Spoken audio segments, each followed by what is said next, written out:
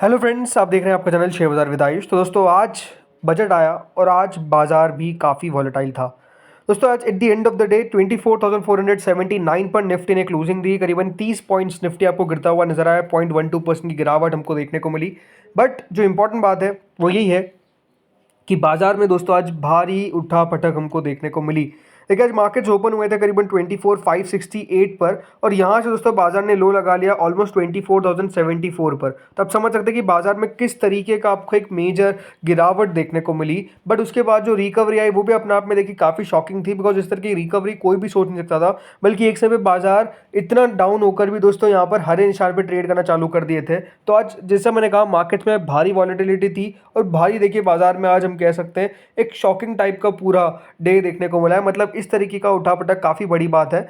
बाकी अगर यहाँ पर देखा जाए बैंक निफ्टी को, तो देखिए बैंक निफ्टी ने आज अंडर परफॉर्म किया ऑलमोस्ट 51,778 पर जाकर दोस्तों आज बैंक निफ्टी ने क्लोजिंग दी। 502 अंक बैंक निफ्टी गिरता हुआ नजर आया। क्लोज टू 1% के आसपास का बैंक निफ्टी का फॉल था। लेकिन जरूर दोस्तों कुछ सेक्टर जिसमें सबसे बड़ी हिट हमको देखने को मिली यानी गिरावट देखने को मिली, उसमें एक बीएससी रियल्टी से इंडेक्स सेंसेक्स है यानी रियल स्टेट से जो भी देखिए जुड़ी हुई कंपनीज है, ऑलमोस्ट 2% से ज़्यादा दोस्तों रियल्टी इंडेक्स के अंदर आपको गिरावट देखने को मिली। करीबन 8,329 पर जाकर बंद होता है। 183 पॉइंट्स की गिरावट हमको साफ साफ देखने को मिली है बीएससी रियल्टी इंडेक्स के अंदर। तो जैसा मैंने कहा आज का सेशन काफ़ी ज़्यादा खराब इन कंपनीज के लिए देखने को मिला जो रियल स्टेट से जुड़ी हुई थी। और भी देखिए बहुत सारे सेक्टर्स है जिसपे मार पड़ी है, कुछ सेक्टर्स है जिसने बढ़िया करता हुआ नजर आया।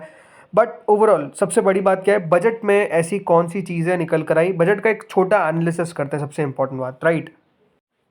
तो देखिए थीम क्या थी, थीम थी सरकार के लिए इस बार अगर आप देखेंगे एम्प्लॉयमेंट, स्किलिंग, एमएसएमईज और middle class. Middle class, MSME, skilling और एम्प्लॉयमेंट। देखिए एक बात आज जो मैंने नोटिस करी और मेरे सबसे अगले 5 साल के लिए जो एक हमको विजन देखने को मिल रहा है वो ये है कि देखिए सरकार अकोमोडेटिव हो रही है। अकोमोडेटिव मतलब क्या है कि सरकार डेफिनेटली अब यहाँ पर कोएलिशन का जो इम्पैक्ट है वो आपको बजट पर दिख रहा है। याद रखिएगा इससे 10 साल पहले जो सरकार थी वो बिल्कुल डिफरेंट थी, लेकिन आज का जो बजट आया है वो बिल्कुल डिफरेंट है। सरकार जिस तरीके से पहले काम कर रही थी वो अपने आप में दोस्तों अलग था, लेकिन आज जिस तरीके से काम हुआ है वो अपने आप में अलग है। और जो लग रहा था कि देखिए सरकार बहुत ज़्यादा पॉलिसी में शिफ्ट नहीं करेगी, जो कह सकते हैं मिनिस्ट्रीज़ है जिनके पास है उनके पास ही है, कोई मेजर चेंज नहीं आने वाला है। पर आई थिंक ये सब बातें गलत हुई। सरकार ने दोस्तों आज एम्प्लॉयमेंट के ऊपर फोकस किया, क्योंकि देखिए सरकार के लिए एक बहुत बड़ा मुद्दा बन गया था ये बजट, सॉरी इलेक्शंस, राइट। तो बजट में उसको सरकार अकोमोडेट करती हुई आई कि हाँ एम्प्लॉयमेंट के ऊपर हम काम कर रहे हैं, ये सरकार बताने की कोशिश किया। स्किलिंग के ऊपर सरकार ने काम किया, एमएसएमईज जो नो डाउट सबसे ज़्यादा हिट थे, और मिडिल क्लास के लिए तो सरकार क्या लेकर आई वो तो सब जानते ही है, कुछ भी नहीं।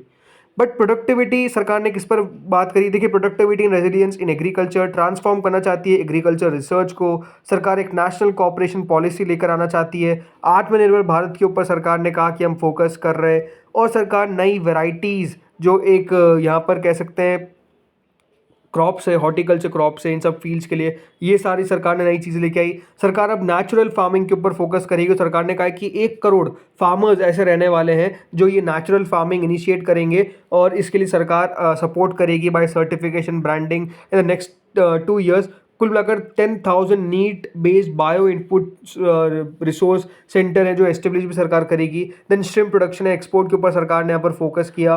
डिजिटल पब्लिक इंफ्रास्ट्रक्चर सरकार करने वाली है, यहाँ पर डिजिटल क्रॉप सर्वे किया जाएगा for farmers, right. Employment and skilling, सरकार ने जैसा कहा मैंने कि एम्प्लॉयमेंट के ऊपर इस बार फोकस किया। 5 स्कीम जैसी सरकार लेकर आएगी जिसमें करीबन 4.1 करोड़ यूथ जो है वो पार्टिसिपेट करेंगे 5 सालों, अगले 5 सालों के लिए। और ऑलमोस्ट 2 लाख करोड़ का सरकार ने यहाँ पर आउटले भी दिया है। सरकार इंटर्नशिप स्कीम लेकर आने वाली है 1 करोड़ युवाओं के लिए, जिसमें टॉप कंपनीज के अंदर वो कह सकते हैं इंटर्नशिप कर सकते हैं। इसके अंदर सरकार पैसा भी यहाँ पर कहा है कि सबको देना पड़ेगा, जो मिनिमम वेज होती है 1 मंथ वेज देनी पड़ेगी, ये सब फर्स्ट टाइम एम्प्लॉयज़ को देना पड़ेगा। तो इसके ऊपर सरकार ने फोकस किया, राइट। इसके अलावा फाइनेंशियल इंसेंटिव्स लिए कि मुद्रा लोन लिमिट को सरकार ने बढ़ाया 10 लाख से 20 लाख कर दिया है जो प्रीवियस बोरोवर्स थे। बाकी इंफ्रास्ट्रक्चर और रीजनल डेवलपमेंट, ये सब चीज़ें हैं जो देखिए सरकार ने यहाँ पर किया है। इकोनॉमिक आउटलुक बताया कि हम इन्फ्लेशन को 4% टारगेट के टुवर्ड्स मूव कर रहे हैं। बाकी सब चीज़ें ठीक है। मतलब अगर आज का बजट देखेंगे तो मैं आपको यही कहूँगा बजट में कोई ऐसा इंटरेस्टिंग देखने को नहीं मिला, बजट में कुछ ऐसा देखने को नहीं मिला जो अपने आप में कहे कि हाँ वाओ इतना अच्छा बजट आया, राइट। ये हम कह सकते हैं जो आज वाओ फैक्टर था वो डेफिनेटली मिसिंग देखने को मिला। और मिसिंग क्यों देखने को मिला, उसके पीछे का रीज़न है कि कैपिटल गेन टैक्स को सरकार ने बढ़ा दिया।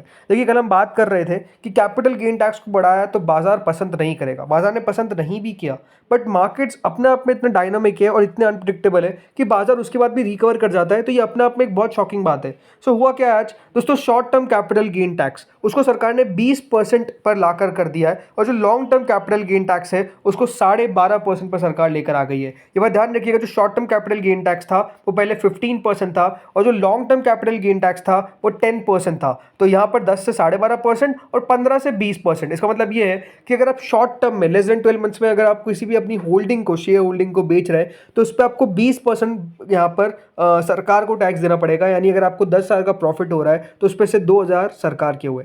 लेकिन अगर उसके बाद अगर आप होल्ड करते हैं more than for 12 months, right, so यहाँ पर तो वहाँ पे आपको 12.5% देना पड़ेगा। अब ये बात ध्यान रखिएगा, 12 मंथ्स किसके लिए, अगर 12 मंथ्स कोई लिस्टेड कंपनी है, अनलिस्टेड शेयर्स पे आप बात ध्यान रखिएगा, अनलिस्टेड इक्विटी शेयर्स पे 24 मंथ्स का टाइम पीरियड रहता है, लेकिन लिस्टेड पर 12 मंथ्स का टाइम पीरियड रहता है। सो 12 मंथ से ऊपर अगर आप यहाँ पर होल्ड कर रहे हैं तो आप लॉन्ग टर्म में मान जाएंगे, और शॉर्ट टर्म में 12 मंथ से कम में तो आपको 20% टैक्स देना पड़ेगा। ये एक सबसे बड़ी बात निकल कर आई है। जैसे मैंने कहा, ये चीज़ें मतलब कोई करने की खास ज़रूरत नहीं थी। मतलब सरकार चाहती क्या है ये मुझे थोड़ा सा आज डाउट हो गया, क्योंकि सरकार ये चाहती है कि आप शॉर्ट टर्म ट्रेडिंग ना करें, राइट। अभी तो ट्रेडिंग पे भी सरकार ने टैक्स बढ़ा दिया, मैं आपको बताऊंगा आगे। बट ये बात सही है कि देखिए टैक्स को सरकार को कम करना चाहिए था, बट सरकार ने इंक्रीज कर दिया, 20% पर लाकर खड़ा कर दिया। और 20% पे देखिए शॉर्ट टर्म पे अब आपको यहाँ पर टैक्स देना पड़ेगा, सीधा 15 से 20%। और जैसे मैंने कहा, ये खबर जो थी वो नो डाउट मार्केट के लिए नेगेटिव थी, बट स्टिल मार्केट रिकवर कर गया। ये अपने आप में एक बहुत इंटरेस्टिंग चीज़ है जो आज देखने को मिली। सो अब कर क्या सकते हैं, राइट, ये आप समझ सकते हैं कर क्या सकते हैं यहाँ पे। जैसे मैंने कहा, यहाँ पे आप टाइम पीरियड देख सकते हैं, लिस्टेड इक्विटी शेयर्स के लिए मोर देन 12 मंथ्स होल्डिंग पे आप एलटीसीजी में आएंगे, और शॉर्ट टर्म में 12 मंथ्स और less, right. Equity oriented mutual fund में 12 महीने। अब बहुत सारे देखिए एसेट क्लास है जिसको सरकार लॉन्ग टर्म में लेकर आ रही है। सो ये बात ध्यान रखिएगा, सरकार एक यूनिफॉर्म टैक्सेशन के ऊपर भी काम कर रही है ऐसा लगता है, क्योंकि अब रियल स्टेट में भी ये बात ध्यान रखिएगा 12.5% पर सरकार टैक्स लेकर आ चुके हैं। मैं बात करती रियल स्टेट सेक्टर पे किस तरीके से एक बड़ी मार पड़ती हुई नजर आई है, क्योंकि जो इंडेक्सेशन का बेनिफिट है वो बेसिकली अब यहाँ पर रियल स्टेट को नहीं मिलता हुआ नजर आएगा। एक बात ध्यान रखिएगा, पहले रियल स्टेट पे 20% का टैक्स लगता था, बट इंडेक्सेशन का बेनिफिट मिल जाता था। इंडेक्सेशन का बेनिफिट कैसे, फॉर एग्जांपल देखिए, आपने कोई प्रॉपर्टी 50 लाख में खरीदी 5 साल पहले, आज उस अब प्रॉपर्टी को बेचने गए तो आपको 1 करोड़ रुपए मिले, लेकिन इंडेक्सेशन का बेनिफिट कैसे मिलता है, जो लगातार अगर आप देखेंगे तो जिस तरीके से इन्फ्लेशन इंक्रीज हो रहा है, बाकी चीज़ें हो रही है, उसका बेनिफिट आपको मिलता था। तो आपने जो 50 लाख की प्रॉपर्टी खरीदी है उसकी एक्चुअल वैल्यू आज 80 लाख की है, और आपने बेचा कितने में, 1 करोड़। तो आपको जो इसका डिफरेंस यानी 20 लाख, उस पर आपको बेसिकली टैक्स देना पड़ेगा। लेकिन अब इंडेक्सेशन का बेनिफिट जब गायब हो चुका है तो अब आपको 80 लाख पे नहीं, और वो जो 80 लाख और 1 करोड़ यानी जो 20 लाख का डिफरेंस आ रहा है उस पर आपको टैक्स नहीं, बल्कि जो आपने खरीदा है जिस वैल्यू पे और वहां से जिस पर बेचा है उतना टैक्स पे करना पड़ेगा। यानी आपको पूरा 50 लाख, 1 करोड़ माइनस 50 लाख, 50 लाख का जो डिफरेंस आया उस पर आपको टैक्स देना पड़ेगा। सो ये एक बड़ी बात निकल कर आई है कि जो इंडेक्सेशन का बेनिफिट है वो बेसिकली खो दिया है, और 12.5% का टैक्स अब आपको देना पड़ेगा। ये दोस्तों चीज़ें जो है वो निकल कर आई है, राइट। अब सरकार ने ये भी कहा है कि 2001 के बाद जो भी प्रॉपर्टीज खरीदी है उन सब पे लागू रहेगा, बट नो डाउट ये भी अपने आप में एक नेगेटिव फैक्टर है। इसीलिए अगर आप देखेंगे तो आज जो रियल स्टेट कंपनीज थी वहां पर गिरावट हमको नजर आई। बट नो डाउट किसके लिए बढ़िया रहता हुआ नजर आया बजट, आंध्र प्रदेश एंड बिहार। जैसा मैंने कहा कि दोस्तों ये जो बजट है ये डेफिनेटली एक नए टाइप का बजट है, और क्योंकि कोएलिशन सरकार है तो कोएलिशन में अपने पार्टनर्स को बिल्कुल यहाँ पर जैसा मैंने कहा अकोमोडेट किया गया, राइट। तो इसीलिए आज बिहार और आंध्र प्रदेश के लिए स्पेशल स्टेटस तो नहीं, बट एक स्पेशल पैकेज जो है वो सरकार ने जरूर अनाउंस किया है, और काफ़ी सारी ऐसी देखिए चीज़ें हैं जो बिहार और आंध्र प्रदेश के लिए करी गई है। कुछ स्पेशल पैकेजेस जो है वो बेसिकली दिए गए हैं, और इस पर बाकी पॉलिटिकल पार्टीज कह रही है कि एक पॉलिटिकली बायस और एंटी पीपल बजट जो है वो बेसिकली आता हुआ नजर आया। जैसे ममता बनर्जी जो यहाँ पर चीफ मिनिस्टर है वेस्ट बंगाल की, उनके द्वारा भी साफ साफ कहा गया। बट नो डाउट देखिए आपको समझना पड़ेगा कि सरकार की जिस तरीके से देखिए यहाँ पर अब रूलिंग चलेगी, क्योंकि आपको पता ही है eight the end of the day अगर जो दोनों पार्टनर्स हैं वो हट जाते हैं गवर्नमेंट से तो गवर्नमेंट कोलैप्स कर जाएगी। लेकिन सरकार ये बताना चाहती है कि अगर आप हमारे साथ रहेंगे तो आपको बेनिफिट होगा। आई थिंक ये सरकार एक अंदेशा देना चाहती है बाकी पार्टीज़ को भी, हो सकता है। अब हम ज़्यादा बात नहीं करेंगे पॉलिटिक्स पे, बट नो डाउट हाँ, इनके लिए बेनिफिट काफ़ी हुआ। इसके अलावा देखिए कौन सी चीज़ों पर यहाँ पर फोकस सबसे ज़्यादा हुआ, ऑब्वियस सी बात है, देखिए वो है बजट डिफेंस का। करीबन 6.21 लाख करोड़ का दोस्तों एलोकेशन, सबसे बड़ा एलोकेशन यहाँ पर दिया गया है डिफेंस बजट को, जो ऑब्वियस सी बात है हमेशा दिया जाता है, यहाँ पर हम कह सकते हैं। बाकी जैसे मैंने कहा, जो सरकार एफ&ओ ट्रेडिंग को लगातार देखिए कह रही है, सरकार नहीं, सेबी और सेबी का जो लगातार बयान निकल कर आ रहा था, आज समझ में आ गया कि देखिए सेबी का जो बयान था उस पर सरकार ने भी अब अपना पूरा स्टैंप लगा दिया है। इसीलिए साफ साफ दोस्तों जो ट्रेडिंग है उस पर आपको टैक्स और देना पड़ेगा। सरकार ने एसटीटी को इंक्रीज कर दिया है, और जैसे मैंने कहा कैपिटल गेन टैक्स को तो सरकार के द्वारा बढ़ाया गया ही है, तो आपको अब और एसटीटी देना पड़ेगा। सरकार चाहती है कि देखिए आप एफ&ओ ट्रेडिंग ना करें, जो पैसा मुश्किल से आप कमा रहे हैं उसको ना खोए, और सरकार ने एक साफ साफ कहा भी सही। आज जब अगर आपने निर्मला सीतारमण जी की पूरी बात सुनी होगी तो वहाँ पे आपको दिखा होगा कि वो चाहती ही सरकार की, देखिए सरकार चाहती है कि आपको कोई भी यहाँ पर पैसा जो है वो एफ&ओ के तौर पे ना खोया जाए, वहाँ पर पैसा ना लगाया जाए, ये सरकार चाह रही है। एंड नो डाउट देखिए इसके ऊपर सरकार ने काम किया है, जो मेरे हिसाब से तब भी ठीक है, बट नो डाउट जो प्रोफेशनल ट्रेडर्स हैं उनके लिए अपने आप में एक नेगेटिव बात है। कहाँ पर देखिए हम कह सकते हैं जो चीज़ें हैं वो सस्ती हुई है, महंगी हुई है, तो देखिए मोबाइल फ़ोन्स, गोल्ड, ये सब चीज़ें अब आपको सस्ती मिलती हुई नज़र आएगी। क्यों? बिकॉज जो कस्टम ड्यूटी थी, जो इम्पोर्ट ड्यूटी थी, वहाँ पर चेंजेस जो है वो हम कह सकते हैं सरकार ने करे हैं। तो हाँ, ऐसी बहुत सारी चीज़ें हैं जो देखिए होती हुई नजर आई, जैसे custom duties on mobile chargers and cancer medicine reduce, gold silver and platinum duties lowered, critical minerals exempted. So यहाँ पर सरकार ने फोकस किया है।